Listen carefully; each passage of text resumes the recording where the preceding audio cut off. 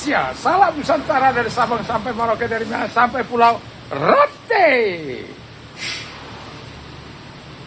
Haleluya.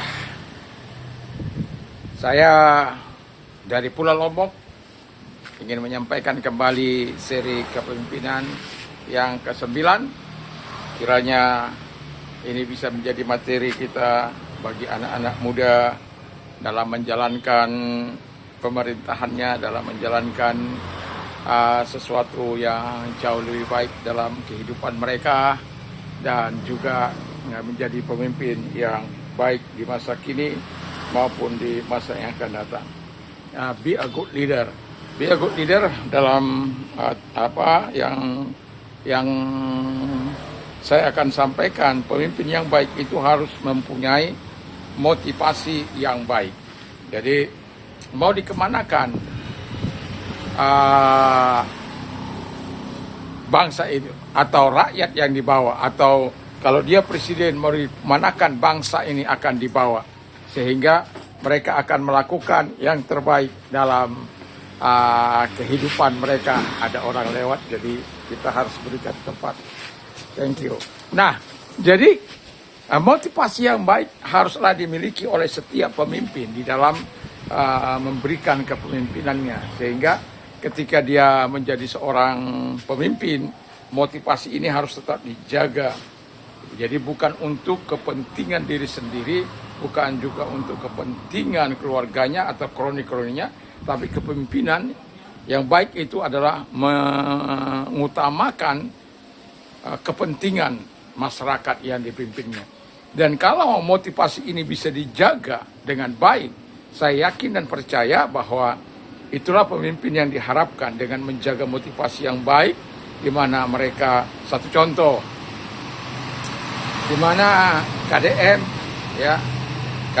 ingin jalan raya di seluruh provinsi yang dia pimpin itu mulus nyelek, ya, dan itu impiannya, dan masyarakat paradigmanya bisa diubah, itu impiannya.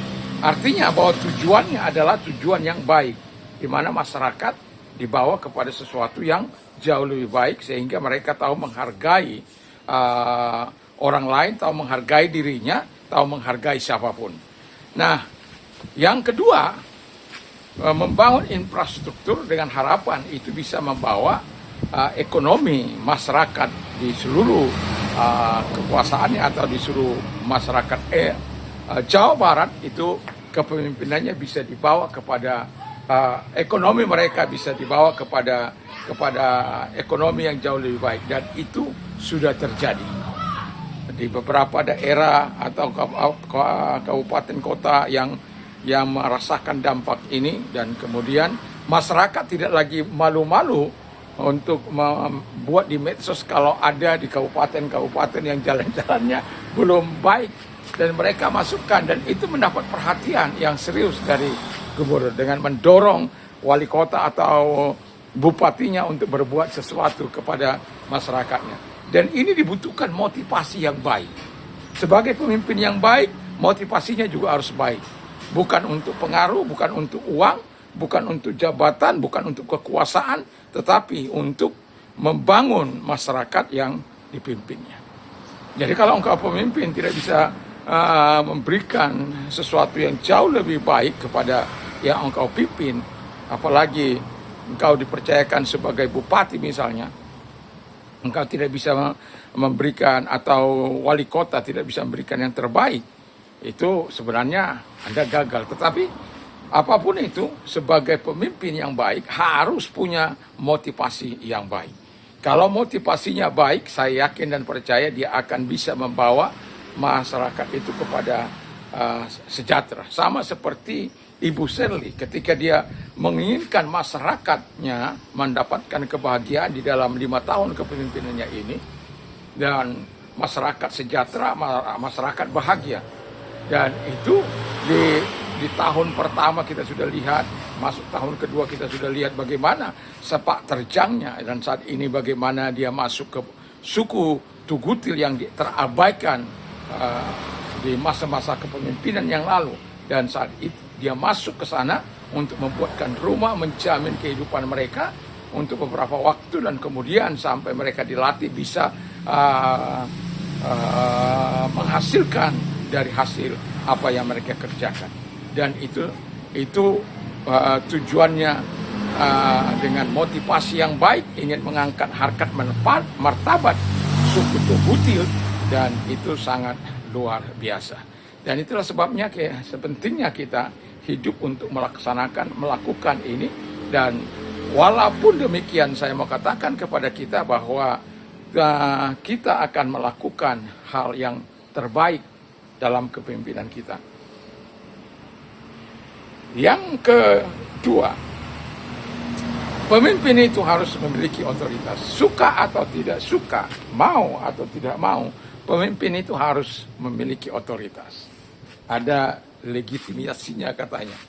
Tetapi di sini otoritas yang saya maksud adalah otoritas yang resmi, sebagai misalnya kepala desa, dia harus dipilih dan kemudian dia bisa mengatur begitu rupa, ataupun diangkat oleh wali kota atau siapapun, bupati, dan juga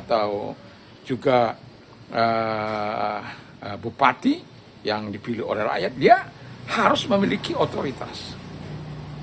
Karena dengan otoritas itu, tapi otoritas itu bukan digunakan untuk kepentingan dirinya, tapi menggunakan anggaran yang dipercayakan kepadanya dengan baik.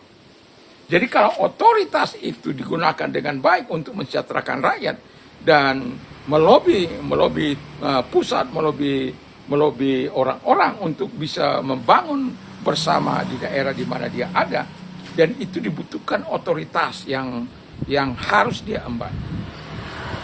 Kalau seorang pemimpin tidak punya otoritas, itu akan sulit ya dalam kepemimpinannya. Karena akan ada friksi-friksi ya, asal gesekan-gesekan dan lain sebagainya. Lain pemimpin yang informal ya. Kalau pemimpin formal itu butuh otoritas, tapi otoritas itu digunakan untuk sesuatu yang jauh lebih baik kepada masyarakat. Tadi sudah motivasinya baik, otoritasnya juga digunakan untuk hal-hal yang baik, anggaran yang dipergunakan betul-betul tidak diselingkuhkan oleh mereka-mereka yang punya wewenang untuk menyelingkuhkan itu, karena dia ada pemimpin yang bisa mengawasi mereka. Dan kalau pemimpin itu punya otoritas yang baik dan ya bisa mengeksekusi dana-dana yang dipergunakan atau memerintahkan kepada bawahannya untuk melakukan yang terbaik dengan otoritas itu, selama dia tidak menyalahgunakan otoritas itu untuk kepentingannya. Dan itu sebabnya perlu dia didukung oleh otoritas dari negara ini, sehingga setiap sepak terjangnya untuk membangun, yang punya otoritas aja kadang-kala kita lihat ada hal-hal yang bisa disalahgunakan ya, dan melakukan sesuatu yang tidak sesuai, itu kadang-kala bisa menjerat seseorang tinggal di dalam penjara. Nah, sebagai pemimpin kita punya motivasi baik, punya otoritas, tapi otoritas itu tidak kita gunakan untuk mensejahterakan diri kita, tapi untuk mensejahterakan rakyat yang dipimpin. Dan Anda sebagai calon-calon pemimpin, pemuda-pemudi, remaja yang saat ini bersiap-siap, yang ada di SMA, yang ada dimanapun, yang sedang ingin menjadi pemimpin di bangsa ini, atau ya, jangan pesimis, jangan Anda berkata nggak mungkin. Siapa yang nyangka kalau presiden yang ke-7 kita berasal dari pinggiran sungai, orang yang miskin, siapa menyangka itu bisa menjadi presiden? Dan tetapi itulah yang terjadi. Tapi saya mau katakan kepada kita adalah miliki rasa optimisme di dalam kehidupan kita, jauhkan rasa pesimis di dalam kehidupan kita. Ketika kita punya pikiran negatif, maka seluruh kekuatan kita akan mengalir kepada negatif. Ketika kita mengarah kepada positif, maka kekuatan kita kepada yang positif. Dan itu sebabnya dimulai dengan motivasi yang baik, otoritas yang baik, yang digunakan untuk sesuatu yang jauh lebih baik untuk membangun dan melaksanakan amanat undang-undang dan lain sebagainya. Dan juga pemimpin itu harus menjaga hubungan yang baik dengan sesama. Ya SKPD, tetapi kalau Anda sudah melakukan yang terbaik, karena Anda benar, Anda dibenci. Ada di zaman dulu itu tentang itu Darius, ya, dari Persia sana. Itu dia mempunyai bawahan yang bernama Daniel. Daniel itu sangat luar biasa. Dia orang yang jujur, dia menjaga hubungan dengan setiap orang sehingga dia bisa menjadi orang nomor 3, katakan di bawah dari Raja Darius. Dan Raja Darius sangat suka kepada Daniel ini karena dia jujur. Dan keinginan daripada Raja Darius adalah mengangkat ini menjadi di bawah dia, membawahi semuanya. Dan itu membuat orang-orang tidak senang. Dan akibatnya dia difitnah, dipersekusi dan lain sebagainya. Tetapi sekencang-kencangnya kejahatan berlari, satu kali kebenaran akan menghadang. Dan pada akhirnya ada kemenangan di pihak Darius. Dan dia selamat. Ada kemenangan di pihak Daniel. Dia selamat dari lubang singa. Dan singa tidak merekam dia, tetapi 120 menteri yang jahat dan keluarganya dimasukkan ke dalam lubang singa. Artinya mau saya katakan adalah jaga hubungan yang baik, tetapi kalau terpaksa harus berdiri sendiri, ya berdirilah dengan kebenaran di dalam hatimu, sehingga engkau tetap punya optimisme, tetap punya semangat di dalam kepemimpinan Anda, bahwa apa yang Anda lakukan bukan sesuatu yang salah. Kalaupun kelihatan ada risiko yang membahayakan, tetapi ingatlah, sekali lagi saya katakan, sekencang-kencangnya kejahatan berlari, satu kali kebenaran akan menghadang.